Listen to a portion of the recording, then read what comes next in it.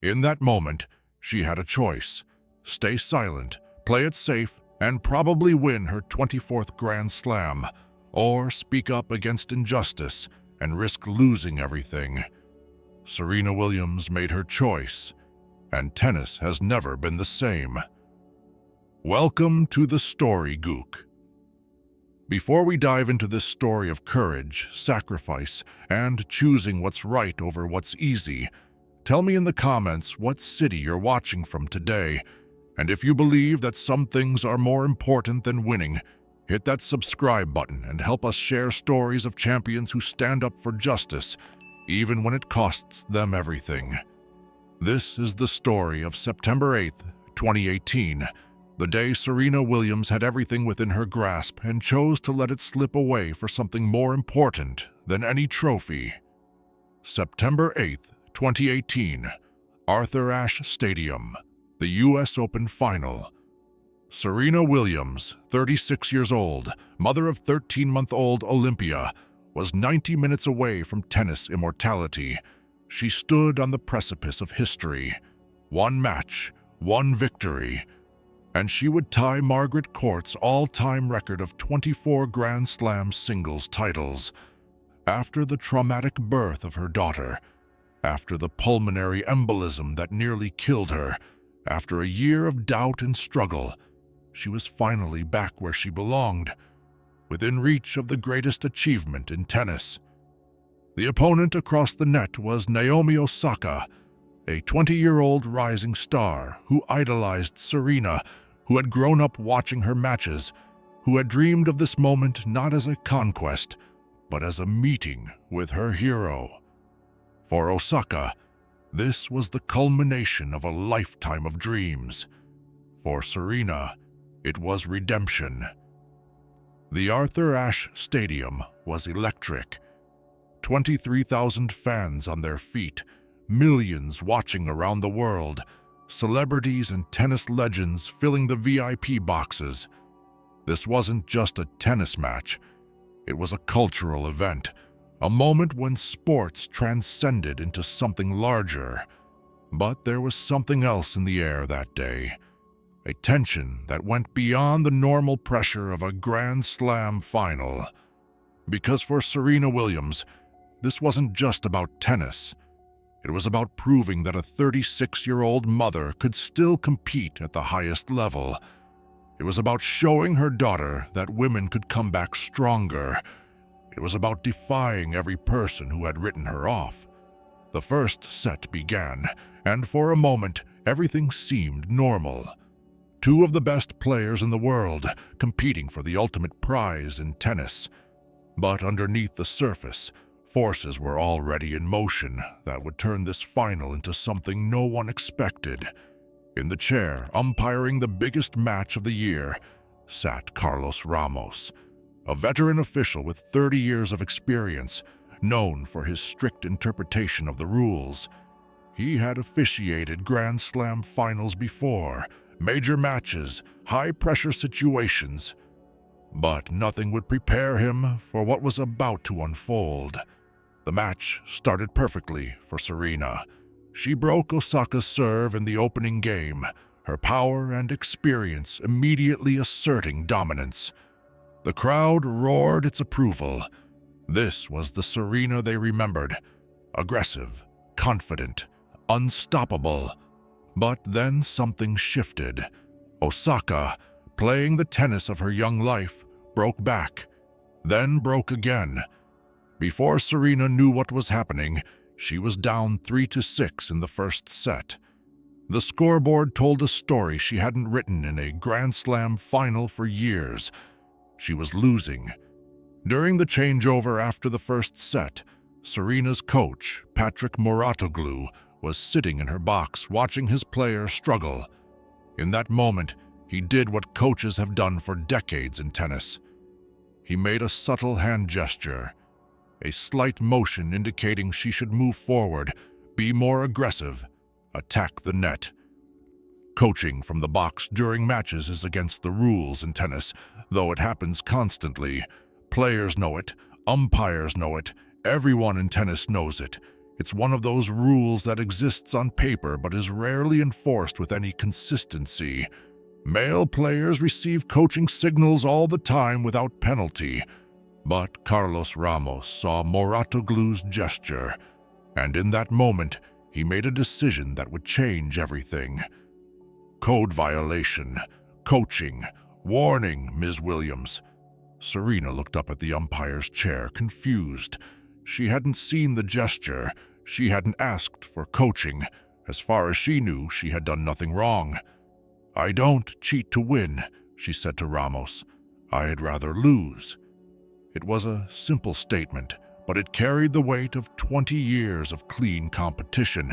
Serena Williams had built her career on power, skill, and mental toughness, never on bending the rules.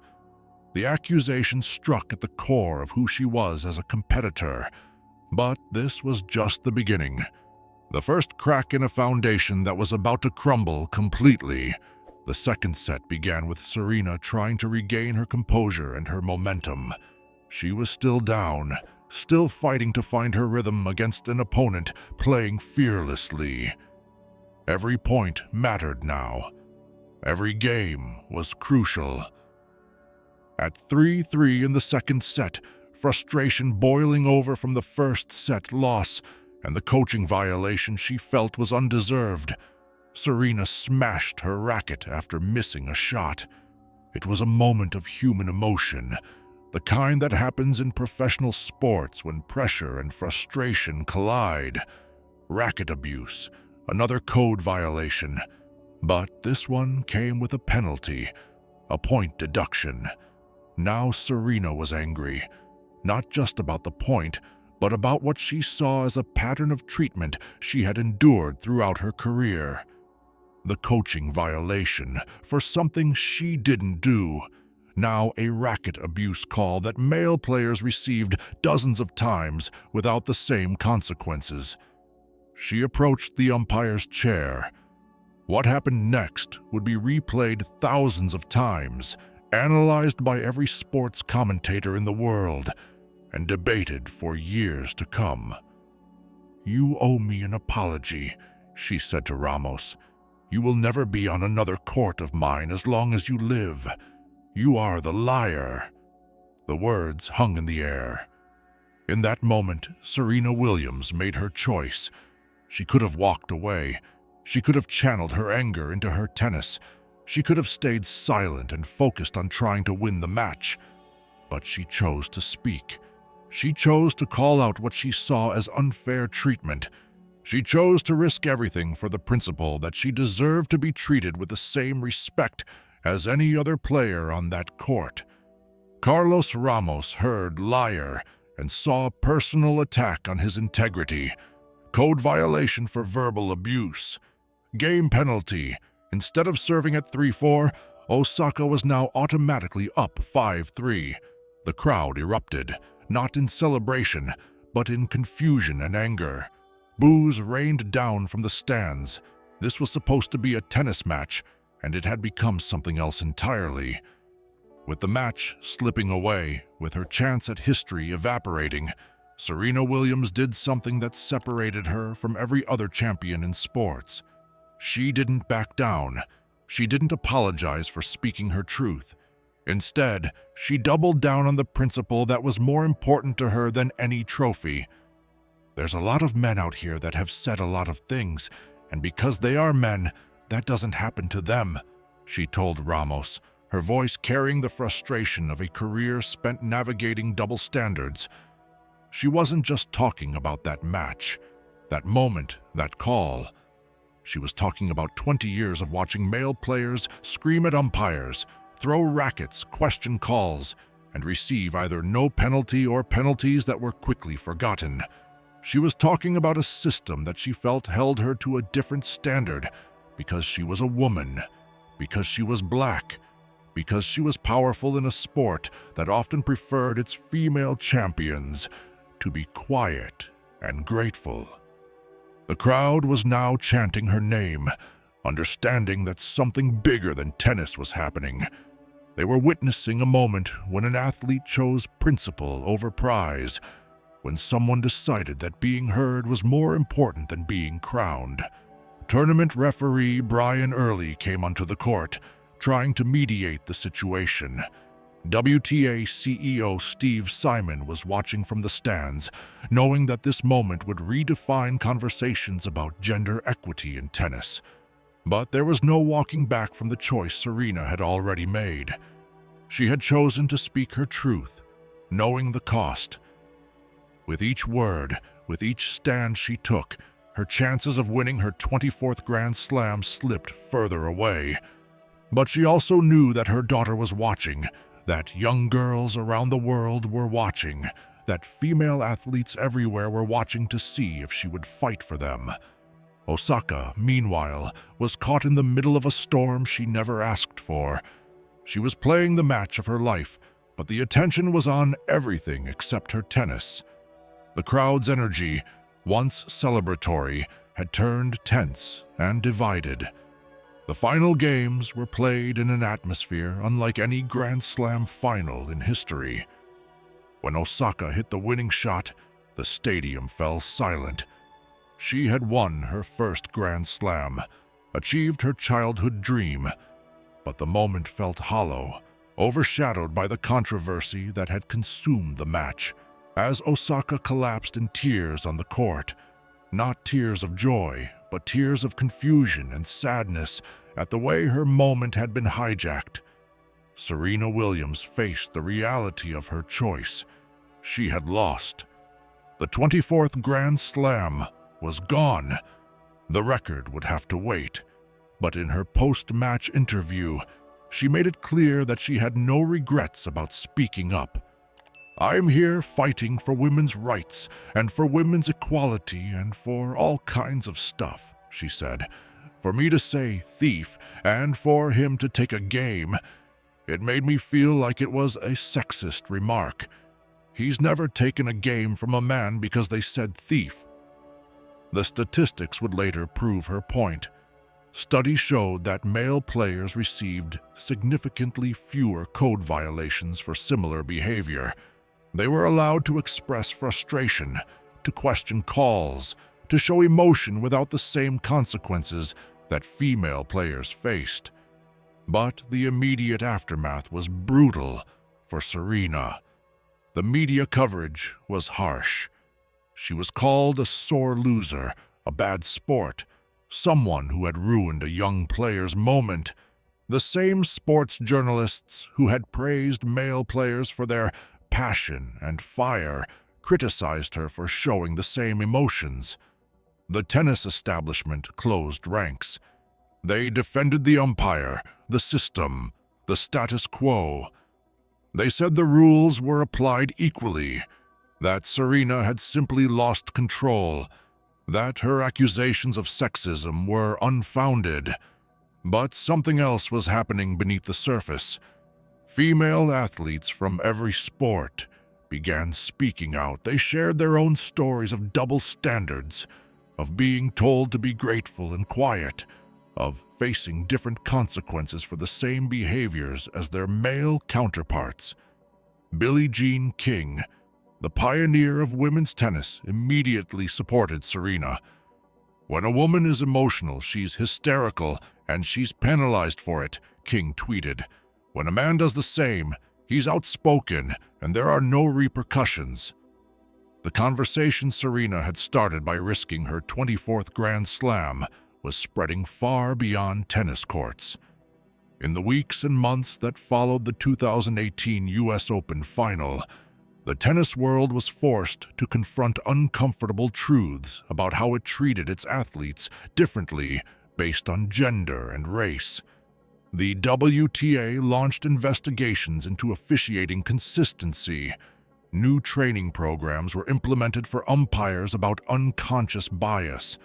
Conversations about mental health and emotional expression in sports became mainstream, but for Serena, the personal cost was immediate and lasting.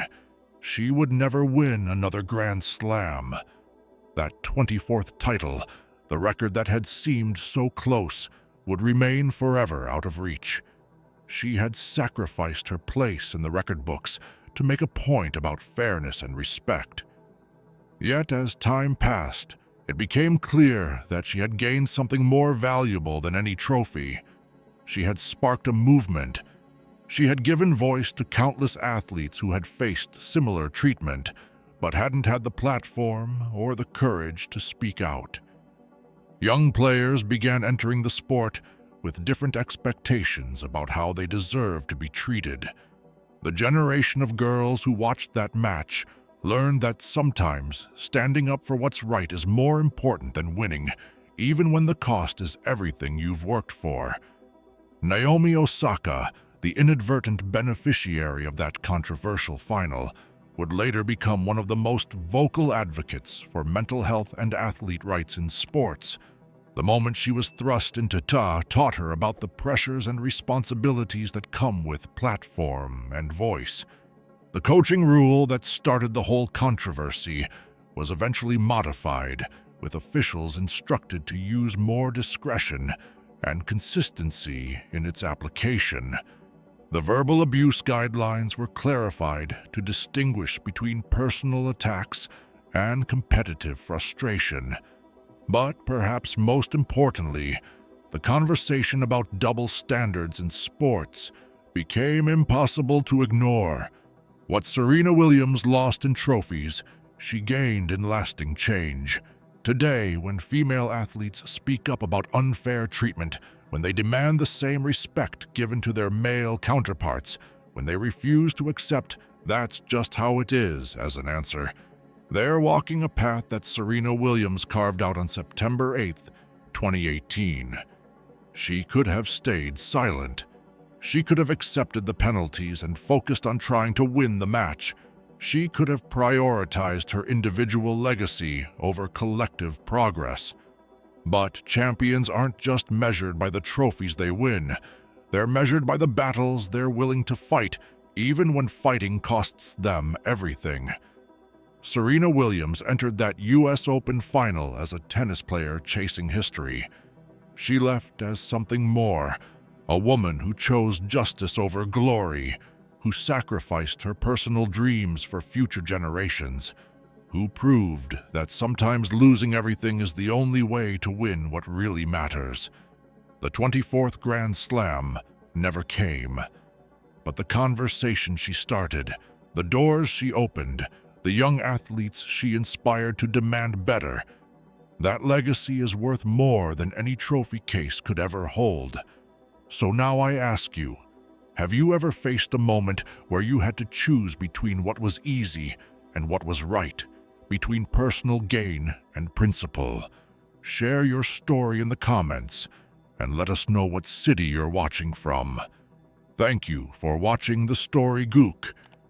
If this story of courage, sacrifice, and choosing what's right over what's easy inspired you, subscribe for more stories that celebrate those who fight for justice, even when the cost is everything. We'll see you in the next story, and until then, remember, true champions aren't just defined by what they win, but by what they're willing to sacrifice for what they believe in.